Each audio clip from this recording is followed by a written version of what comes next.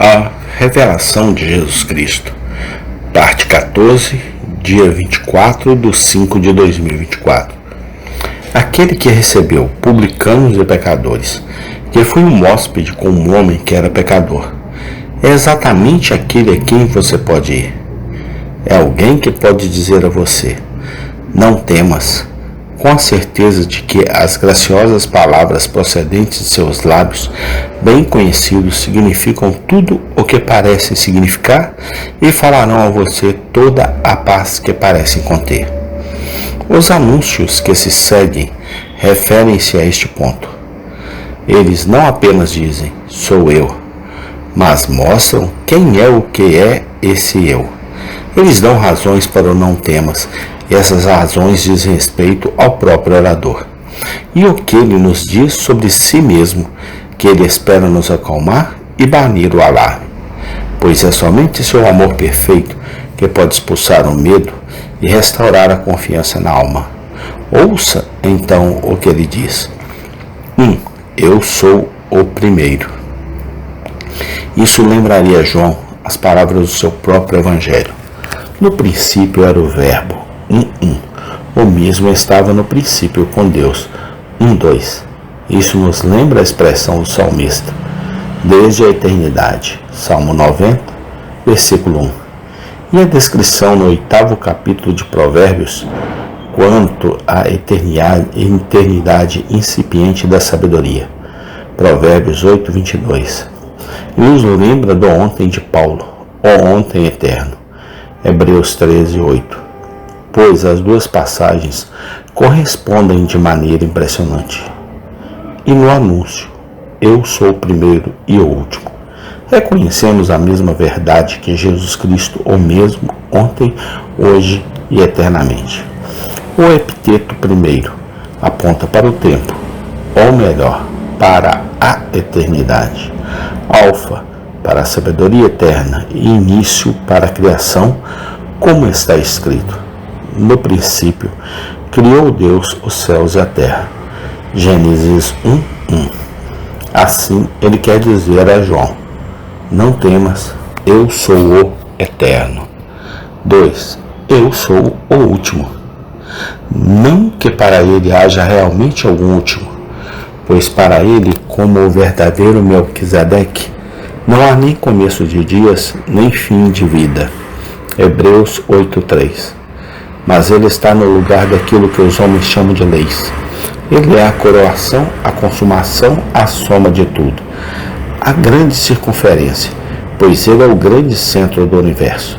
Ele não é apenas de eternidade, mas para eternidade, o mesmo hoje e para sempre como ele foi ontem. O ômega, tão verdadeiramente quanto o alfa, tanto o final quanto o início. Como Deus, o Filho eterno, ele não é primeiro nem o último, mas como Cristo, o Deus homem, ele é ambos, e ele é tudo que pode ser incluído em ambos. Como toda a eternidade passada era dele, assim é todo o futuro, e sobre todo esse futuro ele vigia. Todo aquele futuro ele regula em favor dos seus, por amor de seu corpo, que é a igreja. Bem, ele pode dizer a João: eu sou o último, não temas. 3. Eu sou o vivo. Assim deve ser lida a passagem. Eu sou o primeiro e o último, e aquele que vive. Ao longo das Escrituras, o nome do Messias está associado à vida. Ele é Jeová, o Eu Sou, o ser dos seres, o possuidor de toda a vida, o doador de toda a vida. O vivo é o que dá a vida. Sua associação com a morte é apenas transitória e com o objetivo de superar a morte e trazer vida à morte. Ele é o príncipe da vida. Ele é a luz da vida. Ele é o pão da vida. Ele é a água da vida. Tudo relacionado com a vida está relacionado com ele. Pois, assim como o Pai tem vida em si mesmo, assim deu ao Filho ter vida em si mesmo. As palavras eu estou vivendo lembrariam a João das muitas coisas que ele mesmo havia narrado e das muitas palavras que ele havia registrado a respeito de Cristo, como a vida, pois ele, de todos os evangelistas, trouxe esta grande verdade diante de nós. Foi como o vivente que ele disse: o Filho vivifica a quem quer.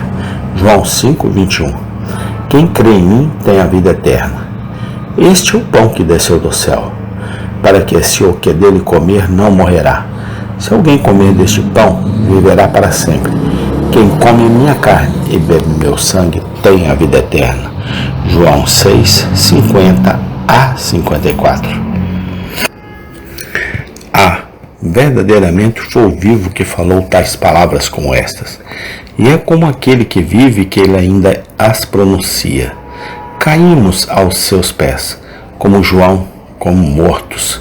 Ele coloca a mão direita sobre nós e nos diz: não temas, eu sou o vivo. Não é a morte, mas a vida, que eu vim trazer, e ao contemplar a glória daquele que vive, e a vida, não a morte, que você deve procurar. 4. Eu estava morto, ou mais literalmente, fiquei morto. Dei minha vida. Sua palavra de ânimo para João então é: não temas, eu sou aquele que morreu. As palavras aqui nos lembram de Paulo. Quem intentará acusação contra os eleitos de Deus? Foi Cristo quem morreu? Sim, foi com o Cristo que morreu que Paulo teve que fazer, e foi com o Cristo que morreu que João teve que ver. Embora, no esplendor da glória que agora o deslumbrou, ele parece ter perdido isso de vista. Para isso, porém, o Senhor o chama de volta para tranquilizá-lo. Ele o leva de volta à cruz e o lembra do que viu e ouviu lá. Ele o envia ao túmulo, para que possa olhar novamente para o corpo morto de seu mestre. E assim, lembrando-o da cruz e da tumba, ele reprova seu terror atual e o faz sentir quão improvável, quão impossível era que qualquer quantidade de glória, honra, poder e majestade, como aquela com qual ele agora estava cercado, poderia alterar o relacionamento entre eles, ou torná-lo menos o Cristo que ele conhecia tão bem na terra, menos o Salvador de quem, como pecador, ele precisava então, e precisava ainda, menos o Cordeiro de Deus que tira o pecado do mundo, ou tornar-se menos o discípulo a quem Jesus amava, menos o confiável a quem seu Senhor havia confiado o mais precioso dos depósitos terrenos, sua mãe, ao morrer na cruz. E como se ele tivesse dito: não temas, eu sou o mesmo Jesus que você viu morrer na cruz, que você viu deitado no túmulo de José. Sim, não tema. 5. Estou vivo para sempre. Embora eu tenha morrido uma vez, ainda não morro mais. A morte não me possui mais. A morte não tem mais domínio sobre mim. Eu vivo para sempre. Ter morrido e ainda ter triunfado sobre a morte, não ter triunfado sobre ela morrendo, para que nunca mais a morte pudesse se aproximar dele, esta foi a verdade pela qual o Cristo ressurreto confortou seu amedrontado apóstolo. Na morte, ele se mostrou o Senhor da vida. Em vida, ele se mostrou o Senhor da morte. Ao morrer e viver novamente, ele mostrou a si mesmo tudo o que um pecador precisa para dar-lhe ousadia em seu trato com ele. Este ser eterno, com quem a morte agora não tem mais a ver, este ser eterno entre quem tudo que pertence à morte, um grande abismo é estabelecido, e com ele que temos que lidar nas grandes transações da vida e da morte. Ele é feito nosso Melquisedeque, sacerdote e rei, segundo o poder de uma vida sem fim. É a vida que ele possui para sempre, é algo mais do que ele possuía antes de sua morte, ou poderia possuir simplesmente como Deus. É a vida de ressurreição, que somente aquele que morreu poderia ter, e com a qual ele foi preenchido por nós, em consequência de ter morrido. Aquilo de que necessitamos tanto para o corpo como para a alma, é a vida ressuscitada, a vida ressurreta, a vida daquele que ressuscitou. E é isso que ele anuncia aqui de forma tão especial quando diz: estou vivo para sempre. Amém. Tem continuação. Obrigado a Deus pelo dom da vida que o Senhor nos deixou, que é Jesus Cristo, teu Filho amado. Amém e amém.